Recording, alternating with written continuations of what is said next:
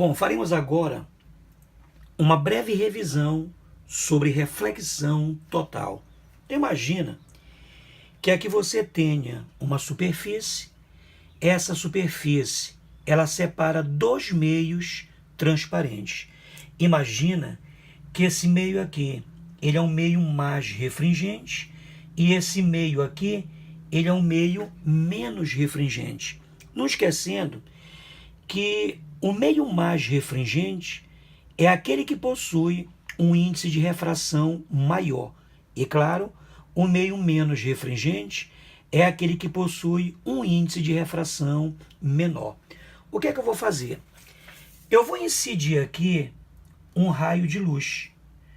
Esse raio de luz, ao incidir nessa superfície, a gente percebe que uma parte da luz ela vai ser refletida e uma outra parte da luz ela vai ser refratada. Ora, quando a luz ela passa de um meio mais para um meio menos refringente, esse raio de luz ele vai se afastar da normal. Então aqui você tem o raio refratado e esse raio refratado ele se afasta da normal. O que é que eu vou fazer? Eu vou pegar esse ângulo aqui, que é o ângulo de incidência, e eu vou aumentar gradativamente esse ângulo de incidência. A experiência diz que quando você aumenta esse ângulo de incidência, a parcela de luz refratada ela diminui e a parcela de luz refletida ela vai aumentar. Veja bem, a luz, ao passar de um meio mais para um meio menos refringente, esse raio de luz ele se afasta da normal e a experiência mostra que quando você aumenta esse ângulo de incidência, esse raio refratado ele vai se afastar cada vez mais da normal. E além disso acontecer, a gente percebe que aumentando o ângulo de incidência, a parcela de luz refratada ela diminui e a parcela de luz refletida ela vai aumentar. Então vejamos aqui, ó. Eu vou aumentar esse ângulo de incidência.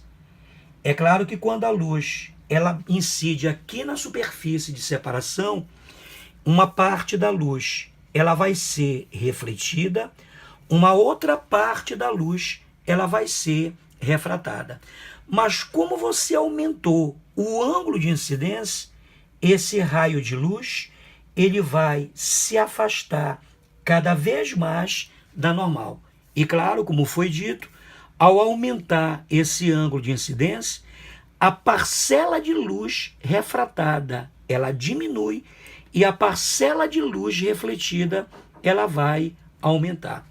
Até chegar um momento em que você aumentou tanto esse ângulo de incidência que o raio refratado ele se afastou tanto da normal que ele acaba por sair rasante à superfície. E toda vez que a luz ela sai rasante à superfície, nós atingimos um ângulo aqui que é chamado de ângulo limite, tá? Então, quando você tem o ângulo limite, é porque a luz ela se afastou tanto da normal que ela acaba por sair rasante à superfície. E é claro que aqui nós temos a parcela de luz que foi refletida, tá certo? Agora é claro, a partir do momento em que você atinge o ângulo limite, a luz ela sai rasante à superfície. Isso quer dizer que se você incidir esse raio de luz com um ângulo de incidência maior que o limite, a luz ela será totalmente refletida. A gente usa o termo reflexão total por quê? Simples. A reflexão aqui ela era uma reflexão parcial, porque uma parte da luz era refratada, uma parte da luz era refletida. A reflexão aqui é uma reflexão parcial, porque uma parte da luz ela é refletida e uma outra parte da luz ela é refratada. Mas quando você tem um ângulo de incidência maior que o limite, um fenômeno chamado de refração, ele não mais existe. Então aquele raio de luz que era parcialmente refletido, porque nós tínhamos refração, esse raio de luz, ele será totalmente refletido. Por isso que se usa o termo reflexão total, tá? Gente, na verdade, na prática, não existe esse raio de luz rasante à superfície. É claro que quando você aumenta gradativamente esse ângulo de incidência, o raio refratado ele vai se afastando cada vez mais da normal, até chegar um momento em que esse raio de luz ele sai quase rasante à superfície. E a partir daí é que ele sofre a reflexão total, tá? A gente diz que esse raio de luz ele sai rasante à superfície apenas para você ter uma simplificação nos cálculos que nós faremos, tá? Mas não existe esse raio rasante. Na verdade, ele fica quase rasante à superfície. A gente vai considerar que ele é rasante apenas para efeito de cálculo, tá? Então veja, para que você tenha a chamada reflexão total, você tem que ter duas condições. Qual é a primeira? A primeira condição é que o sentido de propagação da luz ela é feita do meio mais para o meio menos refringente.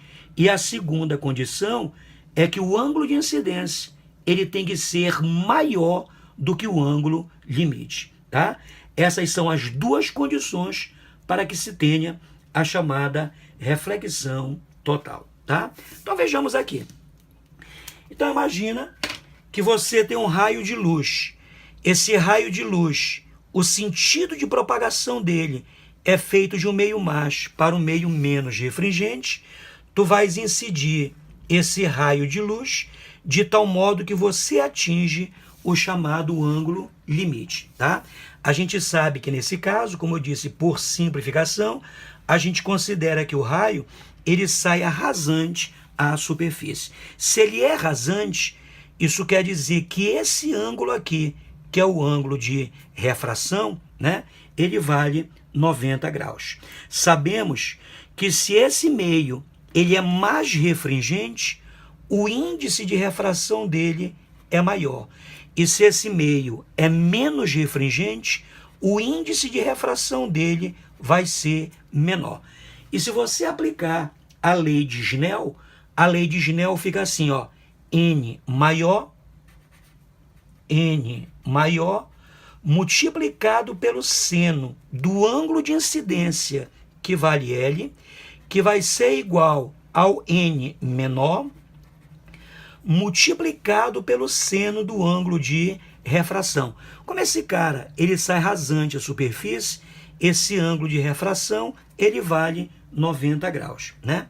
A gente sabe que o seno de 90 ele vale 1, e daqui você tira que para calcular o seno do ângulo limite, basta você pegar o N menor, joga esse cara para cá dividindo, então o seno de L vai ser a razão entre os índices, o índice de refração menor pelo índice de refração maior, tá?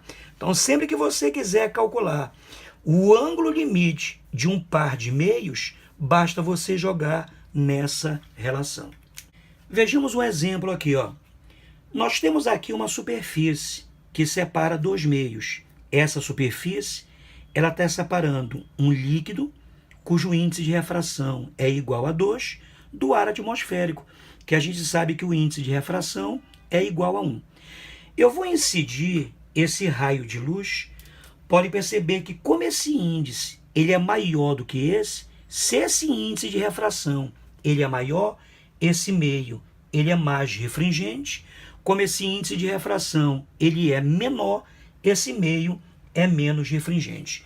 Então, eu vou incidir um raio de luz de tal modo que o ângulo de incidência ele seja 45 graus. Eu quero saber o que é que vai acontecer quando esse raio de luz ele incide nessa superfície. Eu quero saber se uma parte da luz ela vai ser refletida, uma outra parte da luz ela vai ser refratada. Eu quero saber se esse raio de luz ele sofre reflexão total. Eu quero saber o que acontece com a luz quando ela incide nessa interface. Bom, eu só posso responder a essa pergunta se eu souber o ângulo limite desse par de meios. Então veja, para eu achar o seno do ângulo limite, basta eu pegar o n menor e dividir pelo n maior.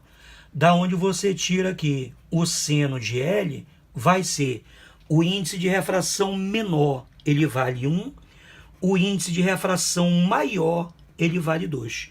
Então, seno de L igual ao meio.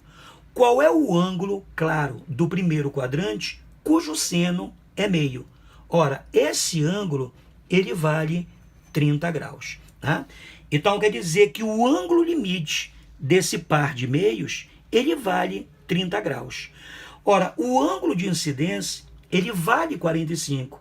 Isso quer dizer que o ângulo de incidência, ele é maior do que o ângulo limite.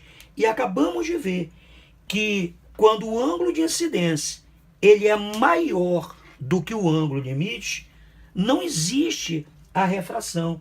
Esse raio de luz ele vai ser totalmente refletido. Então você passa a ter uma reflexão total.